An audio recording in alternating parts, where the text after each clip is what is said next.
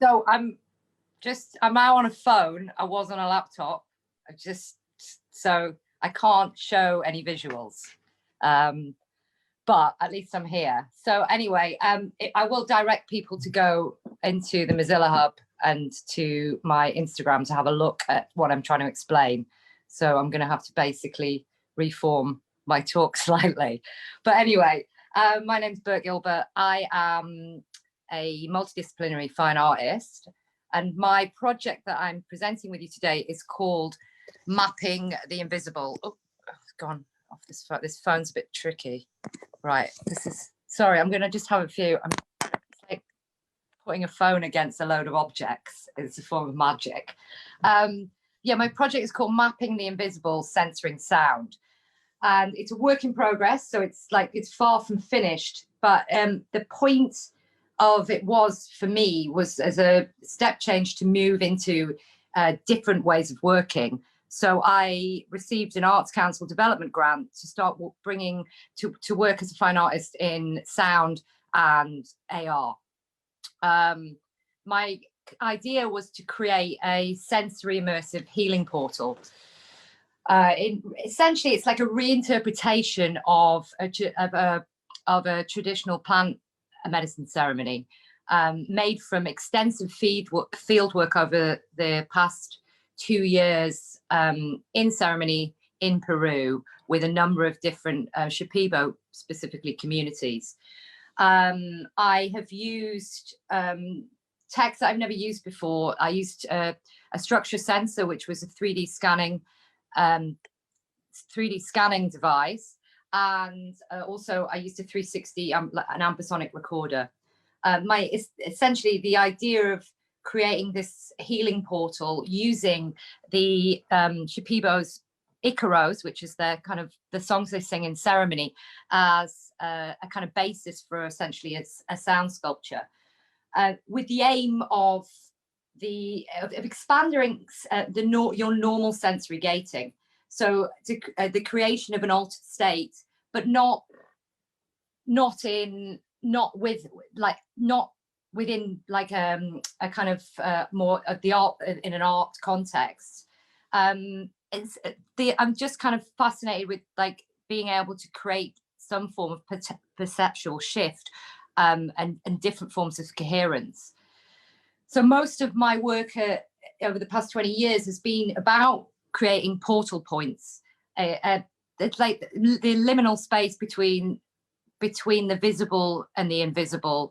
I suppose for me, it's like the meeting point of the past, the present, and the future, the sacred and the secular, the conscious and the unconscious. I'm interested in the idea of the bridging of that and a passage of a different way through of seeing within that. I use normally multiple different materials, and for me, they create a visceral language of expression that they aim to transfer emotional states, to activate a feeling and a connection with the audience and the work. It's informed by Mircea Eliade's concept of rediscovering a universal sacred history. And he talks in his seminal book, The Rites of Passage, the Rites of Initiation and Symbology, about the loss of ritual, ceremony, and initiation, like all those kind of ways through the world have been lost. Essentially, the mysteries that we're kind of missing, that connection with the cosmos, as above, so below, that touching the earth and being able to work through times within the idea of death and rebirth. So I'm very interested also in that idea that there's loads of other forms of sentience, and rather than our kind of very anthropocentric view that we are the most important, there are so many other forms, so plants and animals, and every one of those organisms possesses an interface, a place outside the world that it touches, and we're touching it at the same time. So, and that touching is continual. So for me, I think I feel like we've become desensitized to that touch, which is essentially what is called the sixth, I'd say it was the sixth sense. It's a sense that a lot of indigenous or native people, people of the forest, haven't lost, and they're carrying through. Although that knowledge is, that's what I'm kind of interested in, is the preservation of those stories and that knowledge from within an interpretation creatively. I think that the artist operates as a sensor. I see it as a sensor, like an antennae, and their role is to communicate in sensory form the different languages of these communications with the metaphysical background of the world. So within this project, I initially started out by, whilst I was in Peru, getting very interested in the tribes' use of icaros. So they use in ceremony icaros as a form of to open portals to other dimensions, to contact sentient plant beings and higher energies, and to heal and protect. And these icaros can be used in and out of ceremony. So that kind of formed the basis of the sound that I wanted to use with their permission. And what was fascinating about this language is that it's interdimensional, and it is essentially, it's supposed to be the same frequency of the heart.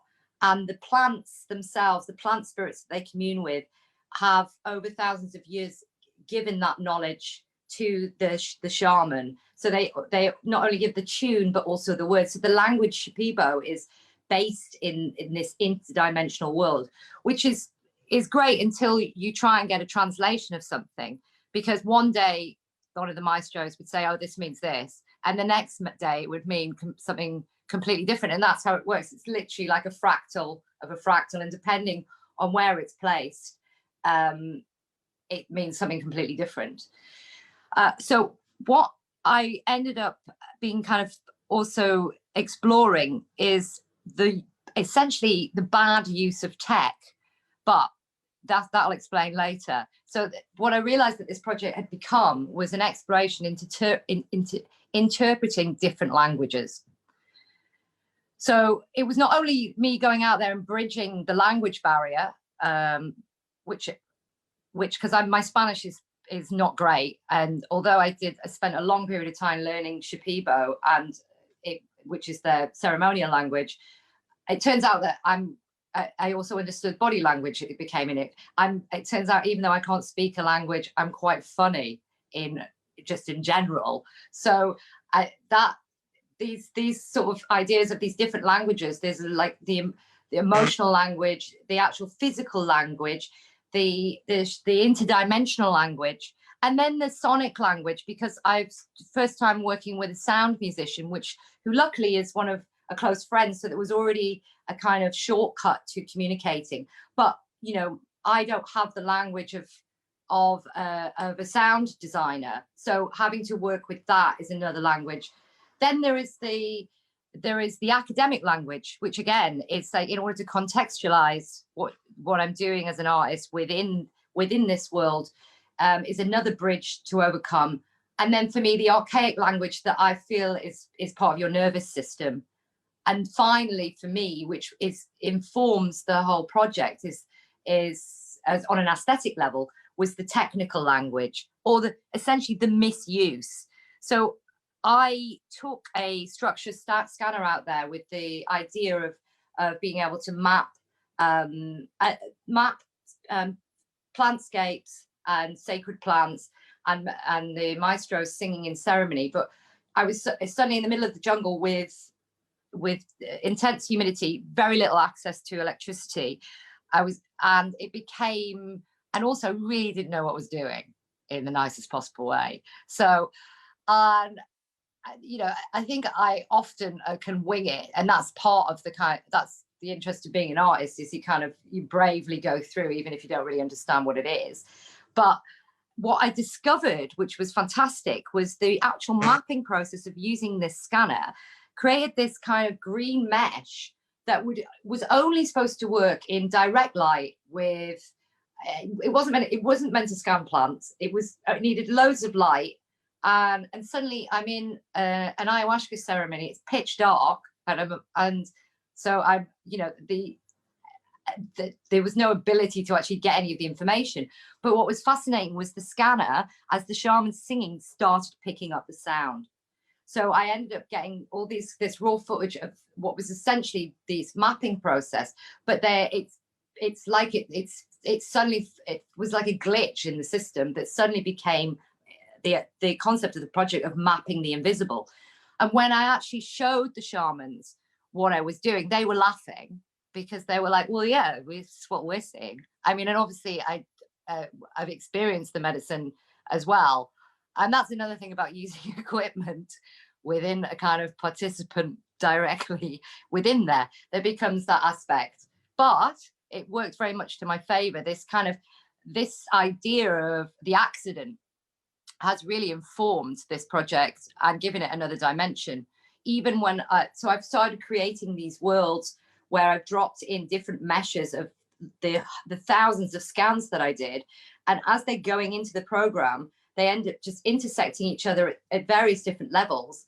And again, they give this experience of this altered state and also this kind of psychedelic state. So that's kind of I don't know how long have I got left, because I wanted to show some videos, but you have got about 4.5 minutes. Let me just check. So the idea is that I need that I've now started working with a neuroscientist in order to expand the project so that I can include a kind of feedback system. Because what I'd like to do is create, use the AR portals that I'm making along with the sound and the graphics in order to create a perceptual shift, but that actually is working on creating a heart-brain coherence with the participant, which is this is a larger expansion of the project. Essentially, it's about creating that ceremonial experience, preserving their knowledge, and linking back to the sort of mental health and climate crisis. And the idea is essentially of a much more ecocentric view of the world. The concept is it's summarized nicely in the Aini, in the Peruvian concept of Aini, which is today for you, tomorrow for me, which is a living philosophy that awakens a balanced relationship between nature and man. I think I'll end there because I really did want to show you some work, but I can direct you to my Instagram and also to the portal, the Mozilla hub that's been made, which gives at least a sort of aesthetic overview of my technical mistakes that have now become part of the whole aesthetic of the piece.